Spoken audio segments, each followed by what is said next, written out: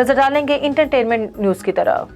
पाकिस्तानी अदाकारा सूफिया मिर्जा की अपने साबिक शोहर शेख उमर फारूक को मुकदमात में फंसाने की कोशिश का अदालती दस्तावेजात ने भोंडा फोड़ दिया। सूफिया मिर्जा ने साबिक मुशीर एहतसाब शहजाद अकबर की मिली भगत से कार्रवाई की। शेख उमर फारूक के खिलाफ मुहिम के लिए शहजाद अकबर ने FIA को इस्तेमाल किया। शहजाद अकबर की हिदायत पर उमर फारूक के खिलाफ मुकदमा बनाया गया। अदाकारा के साबका शोहर पर फ्रॉड और मनी लॉन्ड्रिंग के इल्जामात लगाए गए। उनके खिलाफ कार्रवाई के लिए इंटरपोल से भी झूठ बोला गया। 3 ममालिक की अदालतों ने उमर फारूक ज़हूर को इल्जामात साबित न होने पर बरी कर दिया।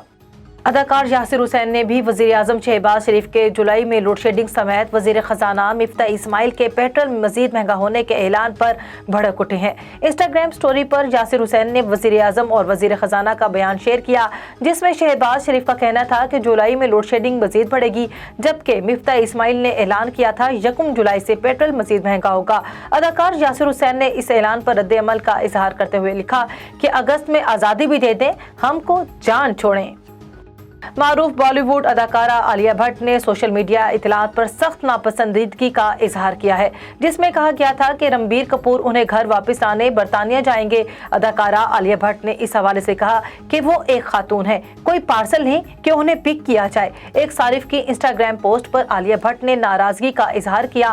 पोस्ट में दावा किया गया था कि आलिया के हमला होने के बाद से उनके शूट्स मौखर कर दिए गए हैं।